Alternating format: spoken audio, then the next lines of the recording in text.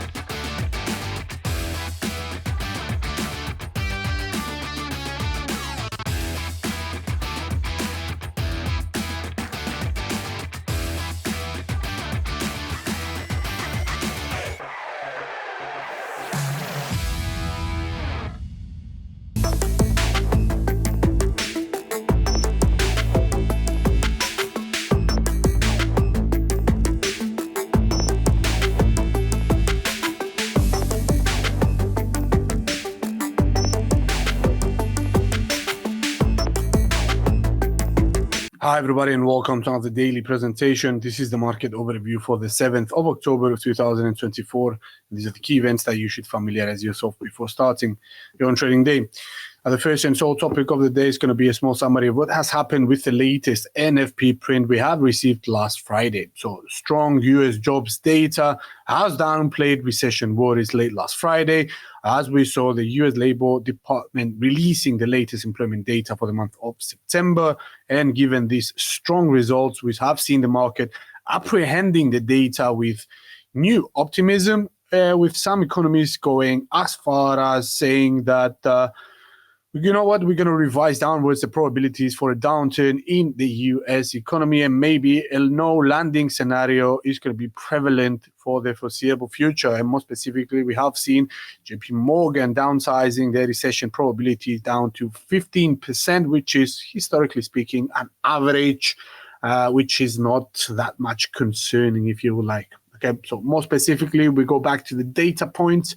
The headline non-farm payrolls report or figure has topped estimates late last Friday, as the US economy managed to add 254,000 new jobs in the month of September, which was significantly higher than the 147,000 expectation.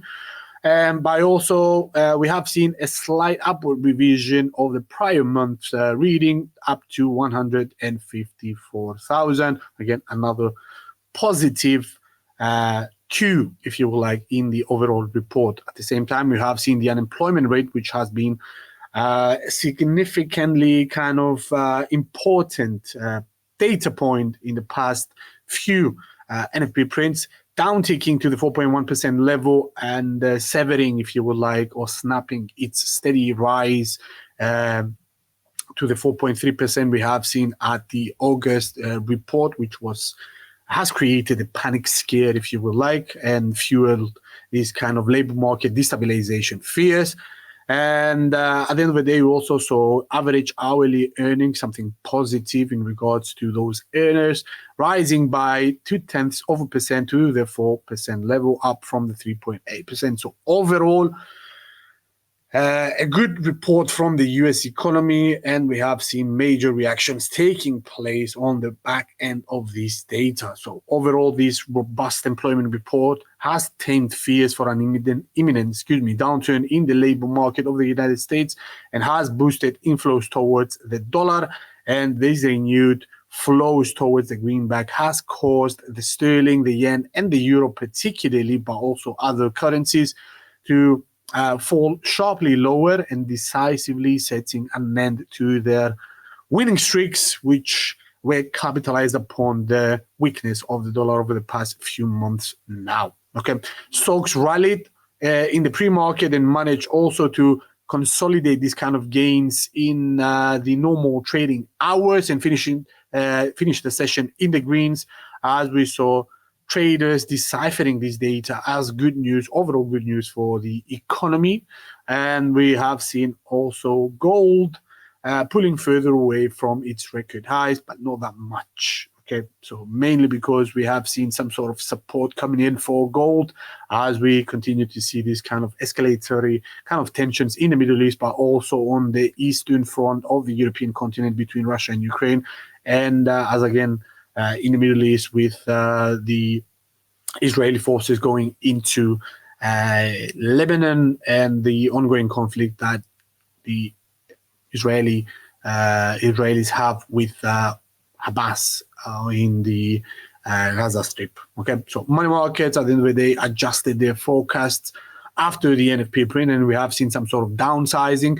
Now markets are favoring 2 cuts of 25 basis points each in November and December, which at the end of the day matches the Fed's kind of projections, as we have seen in the dot plot in the September meeting.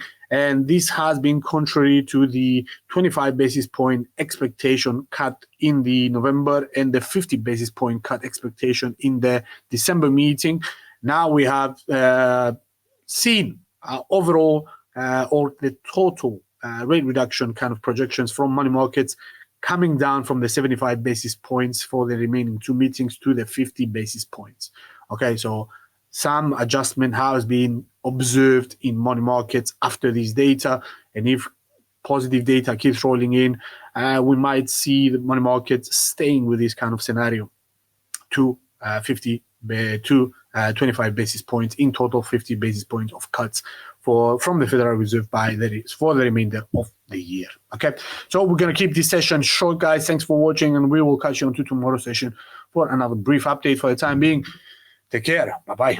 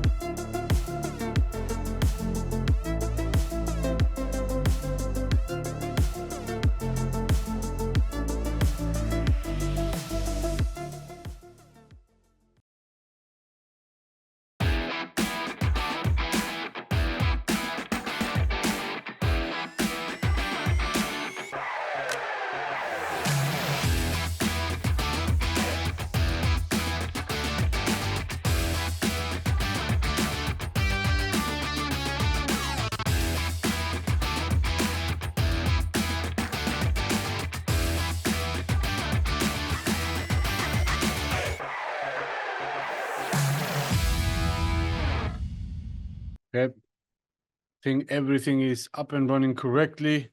So let's not waste any more time and let's dive right into it.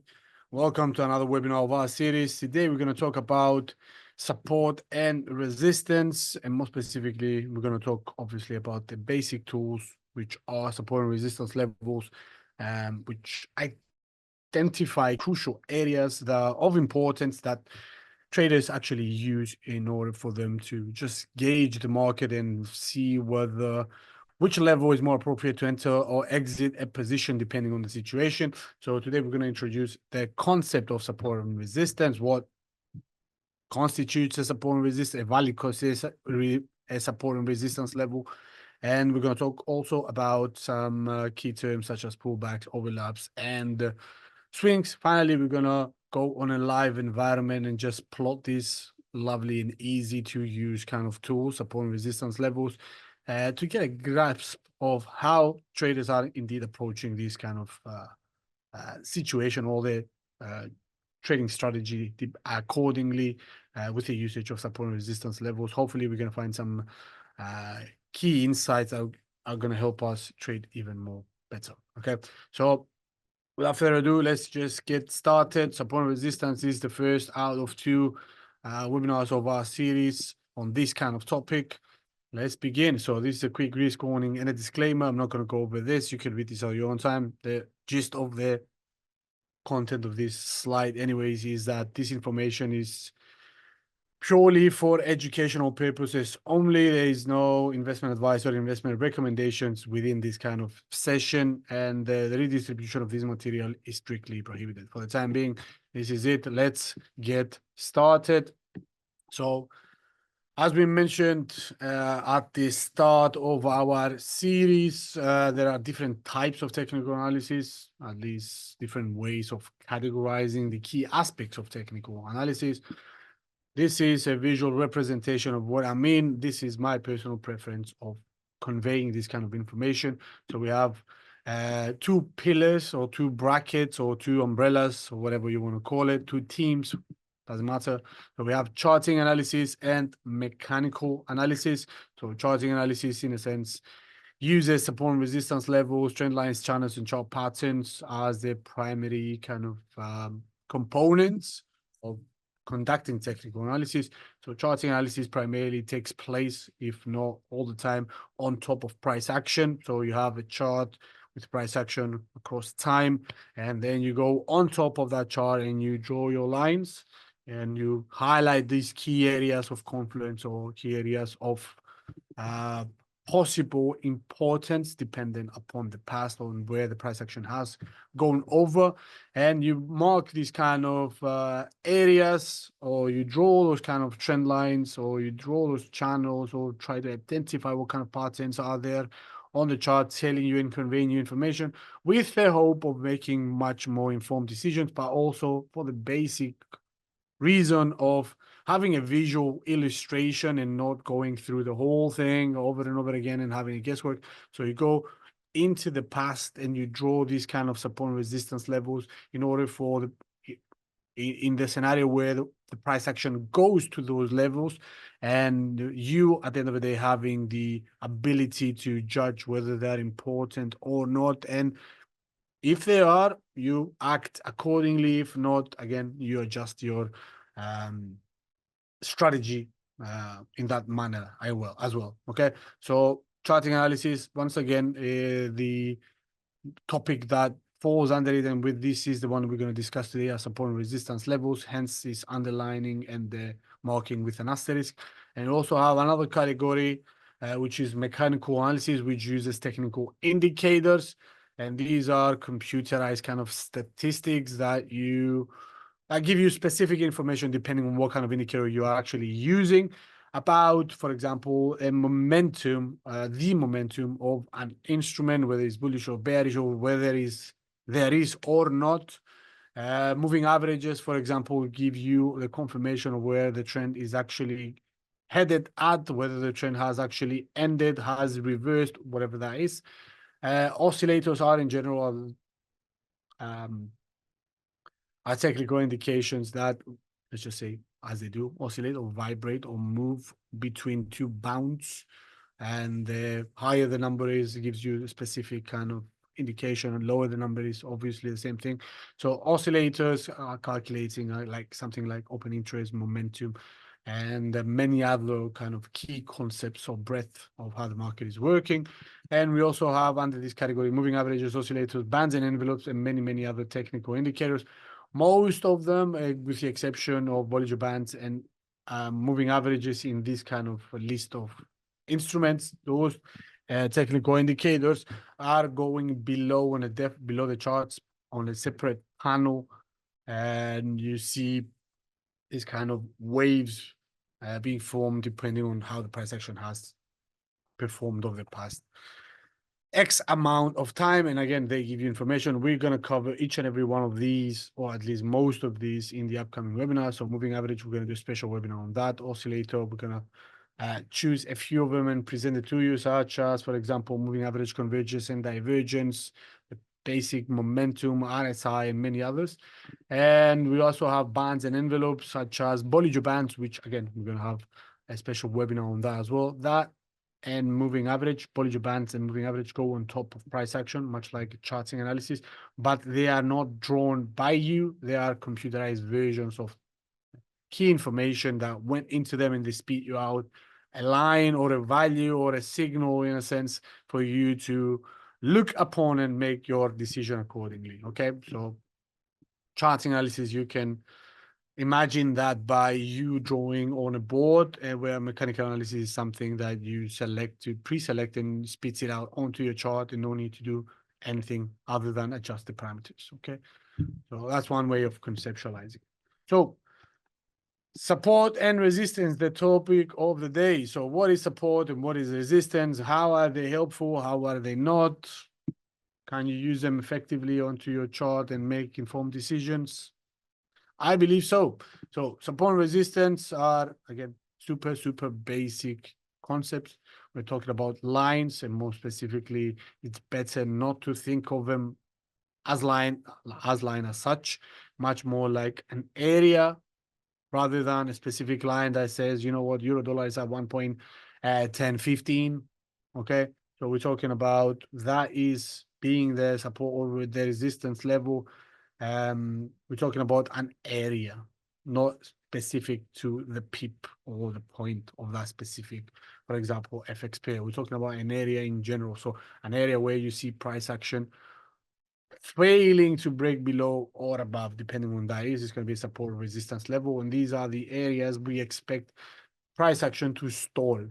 Okay, so if the price action has in the past stalled in these kind of areas, we mark them as important, expecting that in the future they are gonna act as such at that point in time. Okay, so support is a level or area on the chart where buying interest, more specifically, is sufficiently strong to overcome selling pressure. So imagine that the bears are in control and they're driving price action lower, and they fall to a specific level, let's just say, I don't know, the $200 mark, and you see the price action, you see the bears being in control, and then you see for some reason around the 200 area, round number, you see the prices bouncing from there onwards and not being able to continue falling downwards. So if that resistance, if that support holds for, if that attempt holds for 1, 2, 3, 4 times, that is marked as a key area where you expect to see some sort of support in the future taking place, because that area, for some reason,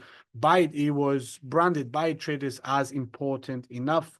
Whether that is validated or not, we do not care. We care about how the price action behaves, excluding the fundamental aspect of things. We're looking at the situation from a technical standpoint of view, without knowing anything else about what has happened with the financial statements of that company, or with the geopolitical kind of uncertainty that surrounds that, the pair of the currencies of that specific pair, or one side of the pair.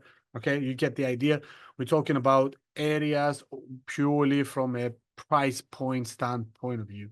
Okay, so if you see an area being kind of averted or avoided or not being tolerated by the opposite party, remember we're talking about sellers pushing the price action to lower ground, and you see the buyers entering constantly within that area, we mark that as support. So you see 1 bounce, 2 bounce, 3 bounces, it constitutes as a support level. Some may like to see only 2 points in order to draw a support level. Fair enough.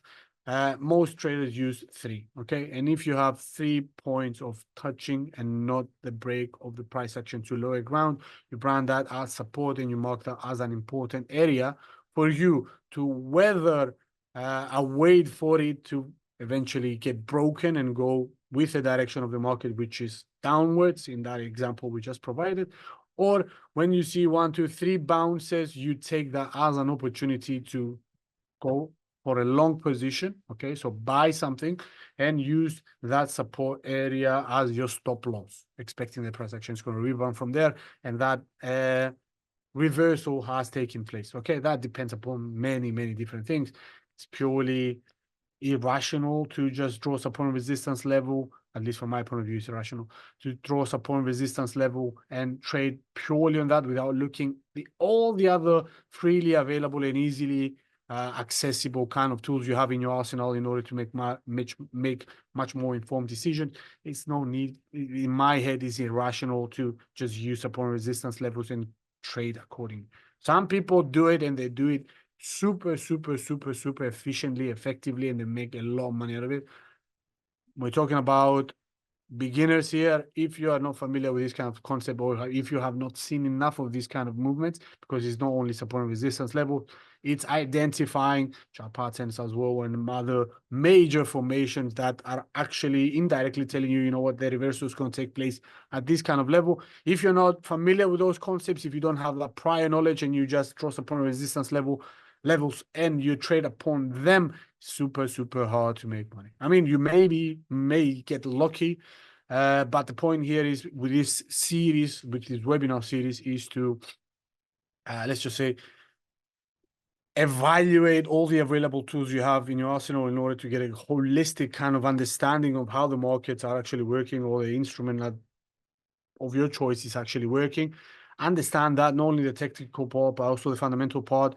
Get that knowledge first, and then you go on and capitalize upon that, okay? Rather than just learning one thing, which is support with drawing correctly, quote unquote, because it's subjective. That's why I've done the quote unquote support and resistance levels and going at trading like that, okay? So, you know, it's not my way of doing it, so why not?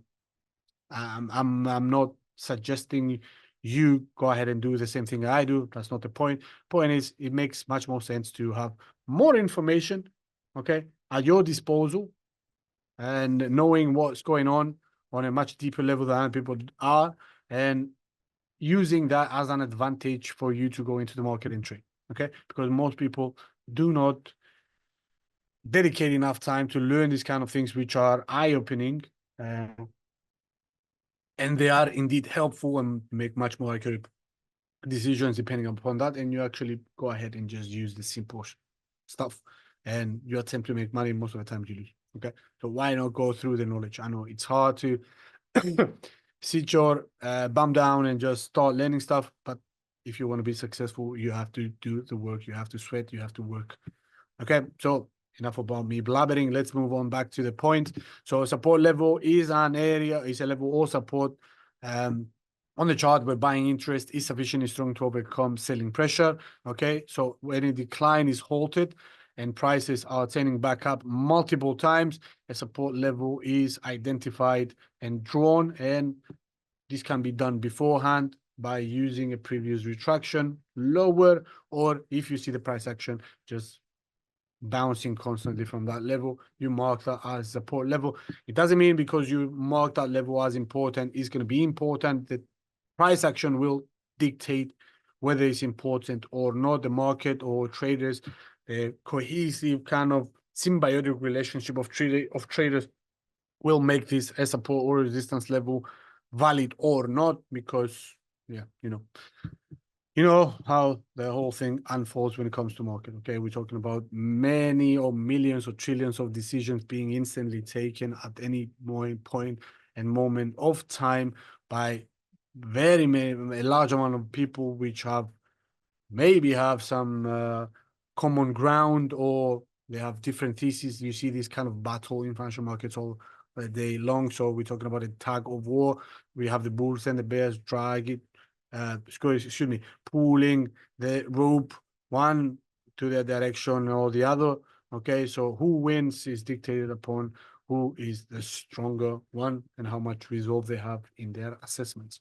Okay, so resistance is the opposite of support, and it represents a price level or an area where selling pressure overcomes buying pressure.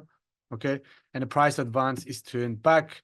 So a resistance level is identified by a previous peak. So you can see a visual illustration here, completely the opposite. You see price action rising to higher ground. For some reason, traders or the bears in this kind of case are not allowing the bulls to continue their advance, and they push prices to lower ground. The bears are taking once again direction. They take the initiative and reattempt to go ahead at this kind of level. They fail. They move backwards. Another attempt, the third attempt, they fail once again for some reason to break above this level. So you mark that as an important area that may play a role in the near future. And again, you can capitalize upon this play here by, for example, going short once you see 1 to the third bounce, okay, and having a stop loss right at the resistance level or a little bit above it, okay, or you await for the fourth time or the third time or the 700th times, that doesn't matter, for that level to be breached, and then you go long from there onwards. In a sense, you await for the continuation of the trend to occur, to go with the market and go with the flow, and expecting, in a sense, the reversal not to take place, and you expect the continuation to go ahead and happen. So you go long once you see the resistance line being broken by a definitive amount, and you have a stop loss position right at the previous resistance level, which is going to become support, and you capitalize on the upside. Okay, so I've just hinted at how the support and resistance levels are interchangeable, okay, and reversible depending on the situation, and which is this.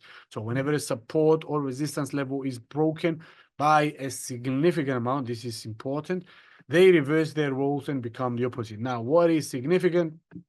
I don't know. If you have a price advance of 10%, so you have a rise of the prices of that specific instrument by 10%, let's just say it's a stock, and you see the price action failing to break above this kind of level, the $200 mark, and you see prices failing to break above it, but once, two, three times, and the fourth time you see a break above that kind of resistance level, okay, by a significant amount, which may be something like 5%, so half of the prior move, or the third, so 3 or 4%, so a significant move above the prior level, okay, you deem that as a continuation pattern, the extension of the current trajectory of that instrument's kind of move, and you go ahead and act accordingly, but the significant amount is subjective. Okay, it might be 1% for you, it might be 7% for someone else if the prior move, upside move, was 10. Okay, it's dependent, but the point is you have to see a clear break above it, so a clearing of that level, and if and only if you see that level acting again post this kind of break above this level, if you see that level become, because it's going to become resistance, because it's going to turn support after its status of being resistance, if it acts as support as well, extra confirmation for going long. Okay, so that's pretty much how it's a simple way to approach the situation by using only support and resistance levels, which is kind of crude and banal and not sophisticated, and possibly not carrying a high level of probability of success. Okay, at least that's from my point of view. If you can trade the markets using only support and resistance levels and nothing else, no indication, no drawing trend lines and all that kind of stuff, and you make money, fair enough, hats off to you. So in other words, a resistance level becomes support and support level becomes resistance if and only if you see a clear breaking of this area. So what is a pullback? It's a super important kind of concept. For example, a visual illustration might be the chart on the right-hand side on the corner. Okay, so the depiction of the resistance. So a pullback might be this area right here. Can I have the pen? There we go. So this can be deemed as a pullback. So the major direction of the market's upwards, and you see a pulling back. Okay, this is a pullback. Okay. This is going to be considered as a rebound, okay, because you bounce from here onwards. Another pullback, not that important. The first one is important actually.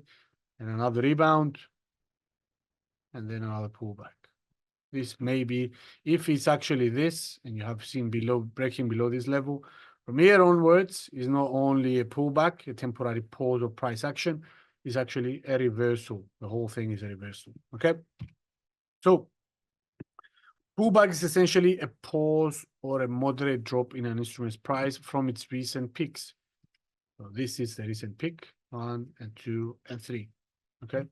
So a pause or a moderate drop, okay? So pullback signify potential corrections in the major trend of an instrument, okay? So you have a clear direction, and at some point in time you see a pullback. That means a temporary correction, and that's the key concept or key theme or key concept of pullbacks. They are temporary in nature, okay? So if it does continue to move downwards from here onwards, lower highs, lower lows, that is not a pullback. Maybe the entire move may be a pullback, but some may consider this as more accurate of saying it as a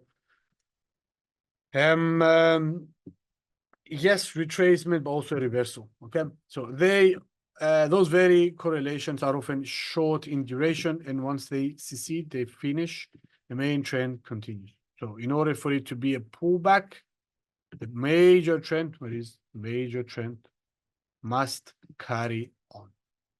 Okay, that is the technical definition of a pullback. Furthermore, many pullbacks can be spotted moving towards to or by bouncing from key support and resistance levels, which we're gonna look at the live environment in a few moments. Okay, hence it is the trader's best interest to spot these movements as it can provide great entry points.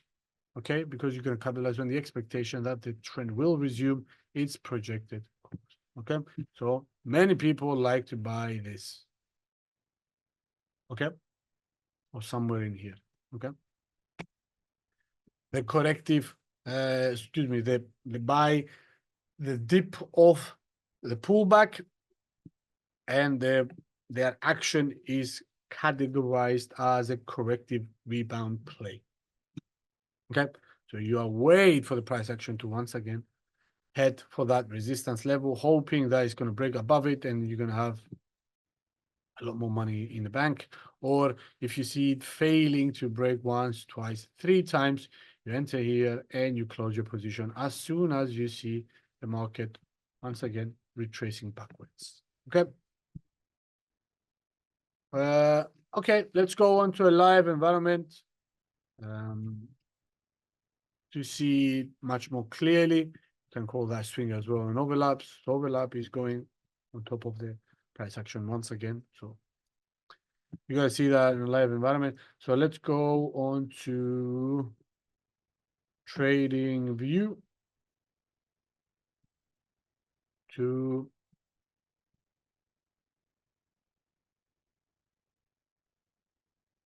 look upon this kind of situation. Okay. So what do we have here? A chart of gold.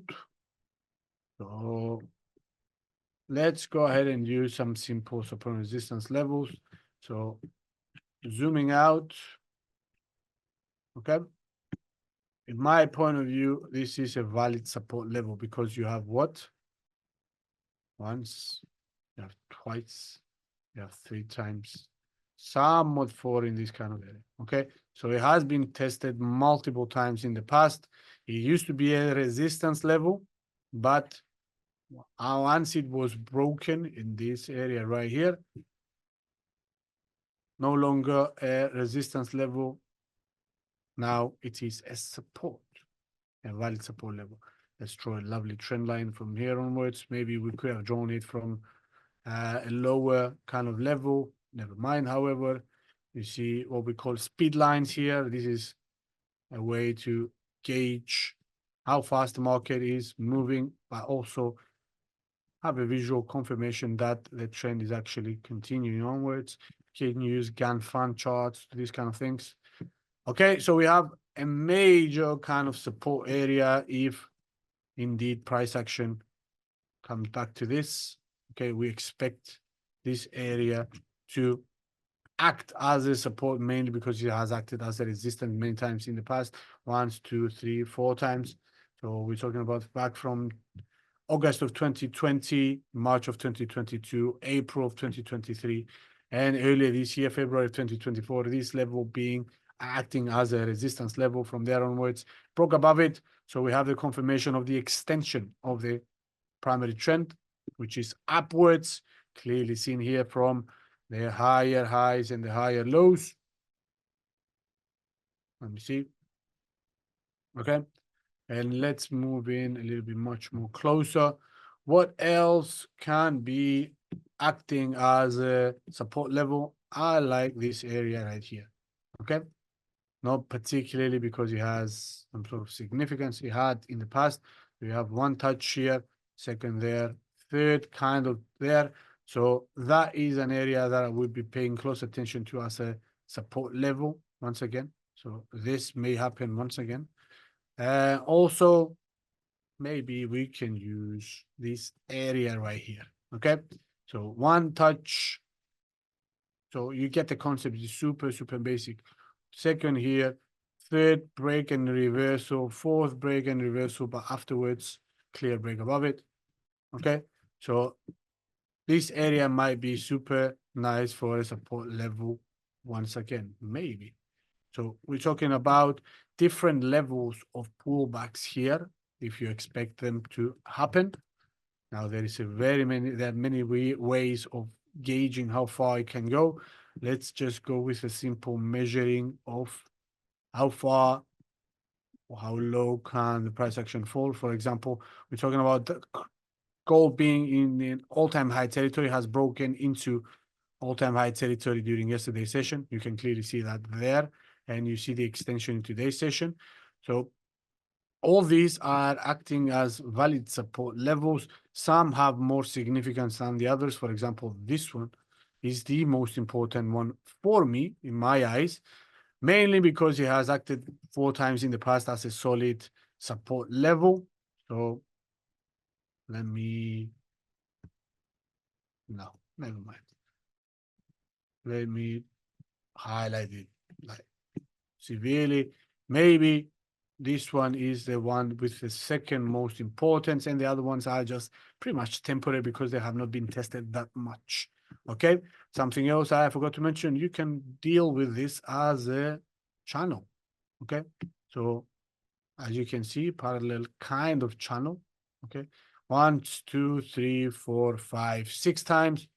You can brand that as a channel. You can play this accordingly. So buy low and sell at the top, buy at the support, sell at the resistance, and accordingly short at the resistance and buy or cover your position at the support level. Okay, but let's not go into that much of a detail just now. What we're doing here is that we're seeing the current trajectory of gold. So you can clearly see that rise of the price action, pullback. This is a pullback. Okay, some sort of correction taking place. Second attempt failed, and the third attempt, oh, okay, kicked us out. Forgot to log in. Probably it's gonna start over once again. Lovely stuff. Okay, so once again, this one is one. Second one is down here. Let's just look at it from on the same analysis once again. Third one, okay. Maybe fourth one is going to be somewhere in here. Okay. All these are important levels of support and resistance, of support more specifically. How about resistance? Mainly because we are in uncharted territory when it comes to the trajectory of gold. We have to just extrapolate of what might come after this kind of break into all-time high territory from this kind of area, from its previous high. Usually it's just a random kind of projection. You can use Fibonacci extensions and projections about this one actually. But in this kind of case, we may see that somewhere in here, for some reason, around the round number, the 2,600 area, you're going to have some sort of resistance, because it's a round number, nothing else, nothing more, nothing less. And we don't have any major other information about where resistance is going to take place next. So we just assume.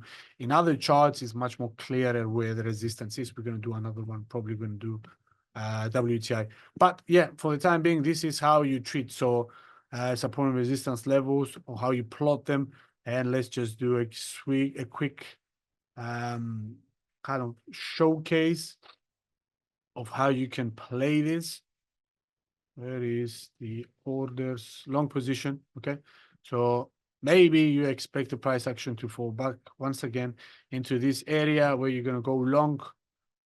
Okay, mainly because you're going to see the price action. Let me explain what I mean by this. So mainly you could expect to see a pullback from the top. You expect to see some sort of support taking place here. You have once, you have twice, you have 3 or 4 times there. The price action, and if and only if the ascending trend line, this one, the blue line, does not get broken, you expect some sort of a rebound taking place here, and the extension of the move to higher ground. If that is the case, then as soon as you see the price action bouncing from this area, the 2,400, and let's just highlight it. 2, 4, just keep it like a round number like this. Okay, this area, you go long there, you have a stop loss at the prior resistance level, which has now turned into support, because you have 1, 2, 3, 4, 5, 6, 7, 8, many times here. You expect this area to kind of hold if this one fails. Okay, and you have a target up there for a take profit. So you're risking 2% in order to get 5%. So risk reward ratio of around 2.5. So that's very, very decent. If and only if we see a pullback and then you just capitalize upon that. So that's one way of playing it. Or once you see the price action reaching that 2,600 level, which is a key area, it's key psychological round number. If you see the price action not breaking past that, okay, you can, in a sense, go short at the top, okay, have your take profit down here, and maybe, let's just say, depending on your risk reward tolerance, your risk tolerance, let's just say you're going to sacrifice 2% in order to get 4.8. So that's a risk reward ratio of 2.2. Okay, not bad, decent when it comes to gold here. But yeah, those are 2 examples of how you can play this. Or another one may be price action breaks below this kind of support area. So from here onwards, if you see the break below the ascending trend line, most of the times you expect some sideways price action to take place. Whether it's going to go up or down, we do not know. Maybe it's going to hold above this kind of other longer term ascending trend line, and then it's going to move to higher ground. Okay, if it breaks below that, you can trade this kind of range. Or if this level doesn't hold either and you see plummeting down here, as soon as you see the break below this kind of area, you can go short. Okay, somewhere in here, have this target as the next support area where you're going to see price action stalling, and you adjust your take profit accordingly. Okay, it's not going to allow us to work efficiently today. I should have logged in. Can't remember the passwords out of my head, so unfortunately we're going to keep doing this. So let's move on to WTI quickly. Let's spot support and resistance levels. We are on a daily chart of WTI, and you can see this kind of zigzag, long-term zigzags, and you can clearly point out that this area right here is important. Okay, let's not use this area as an area, as a line. Let's do, where is that rectangular kind of shape? No. There we go. Okay, so we mark this as a key area. Why, you may ask? My point of view is pretty obvious. You can also use a line instead. So this is definitely one, 2 failures, 3 failures but a break. Fourth, you found support. Fifth, you found support. Once again, support. Once again, support. Again, supported there. So this is definitely a crucial level that I'm going to be paying close attention to, because you have many bounces and many breaks in the past that switched from resistance to support. Okay, so you can see this as a average kind of value, so super important.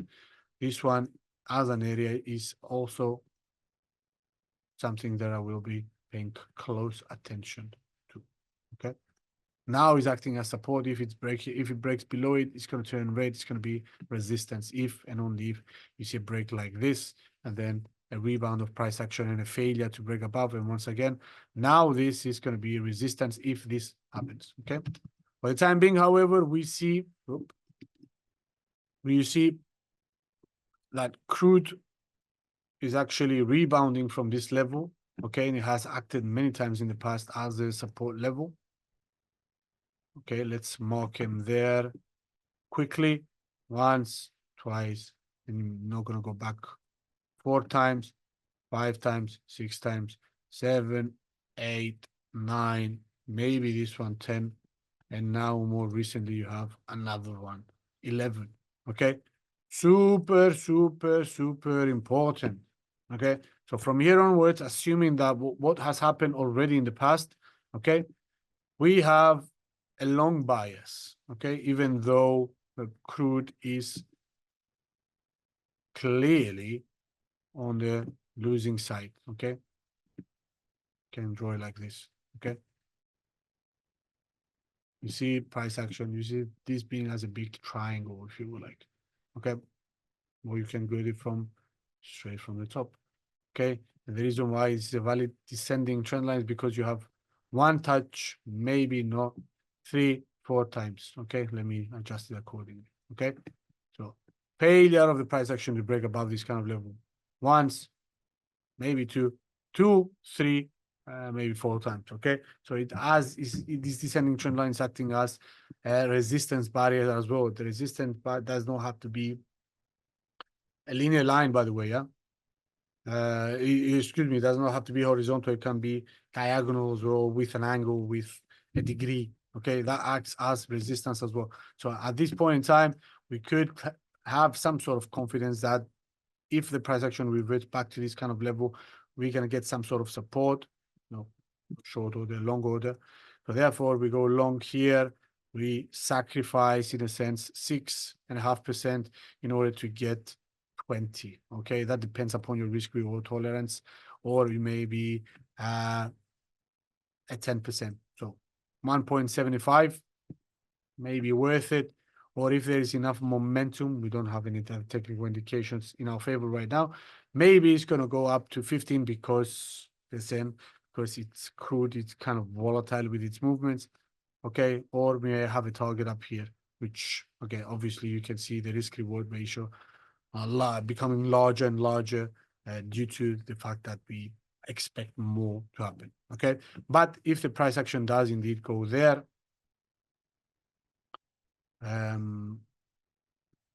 we may be feeling confident enough that something like this is going to happen. And let's not forget that we have to place resistance as well. Okay, in this kind of case, we don't have something clear. Maybe this one is. Okay, I like the fact that if you go from a longer standpoint of view, you can see it once here and 2 times there. But you get the point. That's how you use them to your advantage. Let's just do it really quickly once again. Final one, I promise. Apologies, guys. So the resistance may be this one. Okay. Let's adjust it accordingly. Yep. That's a lovely area in my eyes. Okay, nothing further in the past. Okay, because of this multiple times there, some sort of support taking place there, somewhat here, failure here, clear failure, consolidation and a break below, once again here, once again here. So this is a lovely area that I will be paying close attention to. Once again, the one we have highlighted before as support. So these are the 2 main longer term ones, if you would like. Another one in my eyes It's going to be a little bit lower than that, maybe somewhere around here. We talk about longer term ones, yeah? And another one, maybe somewhere in here, okay? So 76 and 85 are important areas for me for resistance. 64 and 52, 51 are the support levels for me. Obviously, this kind of peak is really, really nice. So we're going to use that as another resistance level for the long term. Okay. But that's how you pretty much draw support and resistance levels onto your chart. Okay. So the main direction of the market currently is obviously downwards, lower highs, okay, and lower throws. This kind of area right here, you have seen this acting as a strong support level, and we don't have a lower low, so which is important. That means bulls are watching closely this, so we have much more confidence that this may be a rebound, okay, and we're going to capitalize upon this. Whether it's going to go up to there, or up to there, depends. We'll see accordingly. But yes, that's how we approach this situation. Go long there, and you have your targets respectively. So you have 40, 36%, 23%, and 12%. Okay. 164 as risk reward, 3.3 as a risk reward, and 5 as risk reward. Okay. Obviously, for it to go up there to the 35% rebound kind of level, we need to give it a little bit more time, and we need to have enough strong bullish catalysts in order to that, some sort of supply disruption of oil, much like we see in the United States with the recent kind of catastrophe, these kind of tornadoes and all that kind of stuff, storms taking place in the Gulf of Mexico. That's why we see a rebound from here onwards, but the macroeconomic environment supports lower prices, okay? So some other trader might have a different kind of point of view, and he may go for a short position, taking this kind of opportunity by going short and expecting that price action is not going to break above this kind of descending trend line. Okay, let me remove these kind of drawings. Nope. Actually, never mind. So maybe someone will like to go for this. Okay. Because they expect those rebounds not to take place. Okay.